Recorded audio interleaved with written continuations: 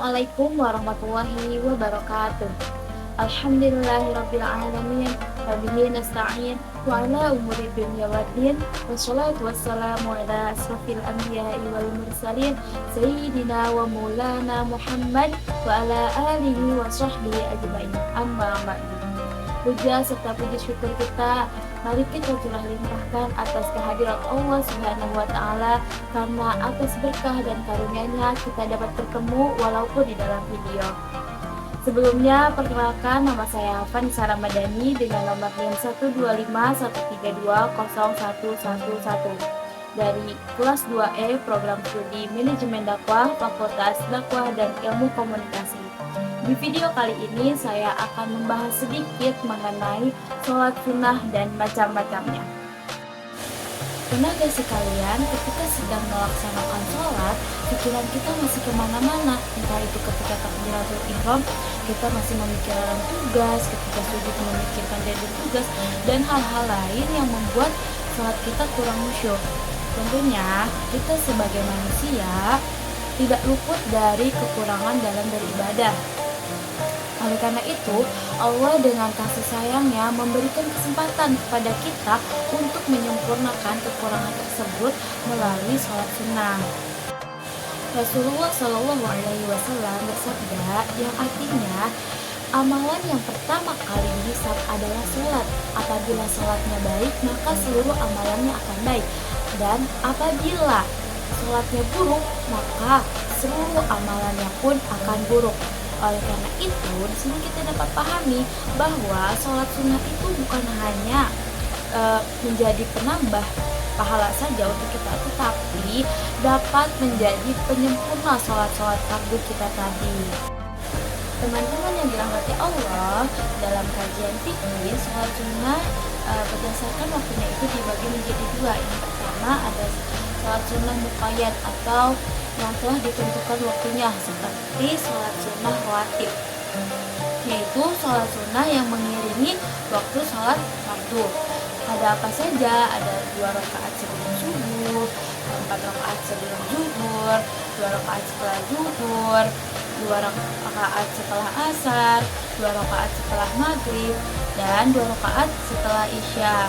Namun di antara itu semua ada salah satu yang paling menarik, yaitu 2 rakaat sebelum subuh atau sholat qobliyah subuh. Karena Rasulullah Shallallahu Alaihi Wasallam bersabda, barang siapa yang melaksanakan sholat 2 rakaat sebelum fajar atau sholat qobliyah subuh, maka itu lebih baik daripada dunia beserta isinya. Masya Allah. Nah, kemudian ada sholat duha. Sholat duha ini waktunya kapan? Ketika terbit matahari sampai sebelum waktu zuhur. Yang selanjutnya ada sholat sunnah tahajud atau sholat sunnah sepertiga malam terakhir. Ketika waktu ini orang-orang masih terlelap tidur, kita bangun bermunajat kepada Allah, berdoa dengan penuh harapan dan keikhlasan.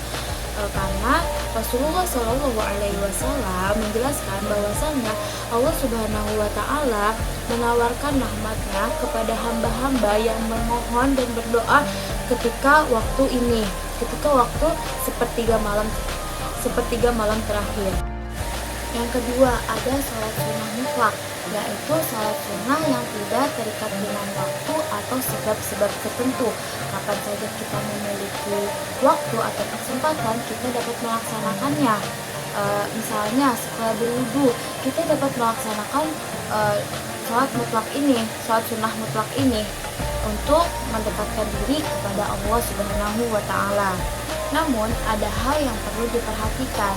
Dalam fikih, khususnya mazhab Imam Syafi'i, ada beberapa waktu yang dilarang untuk melaksanakan sholat sunnah mutlak. Di antaranya ketika selesai sholat subuh sampai terbitnya matahari. Yang kedua, ketika matahari berada tepat di atas langit sebelum waktu zuhur. Yang ketiga, pada saat selesai sholat asar sampai terbenam matahari. Yang keempat, pada saat matahari terbit dan terbenam.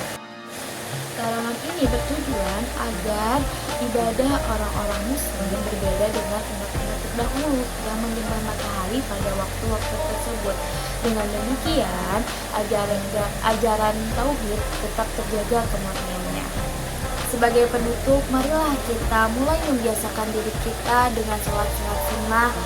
Tidak perlu langsung banyak, melainkan mulailah dari yang ringan-ringan saja seperti sholat qobliyah subuh atau sholat duha sebelum kita beraktivitas. Semoga Allah Subhanahu wa Ta'ala selalu memberikan kita kekuatan untuk beribadah dan keistiqomahannya untuk melaksanakan ibadah dan kita dapat menjadikan sholat sunnah ini menjadi investasi kita ke akhirat kelak. Sekian yang dapat saya sampaikan, kurang dan lebihnya mohon maaf. Wabillahi taufiq wal hidayah. Wassalamualaikum warahmatullahi wabarakatuh.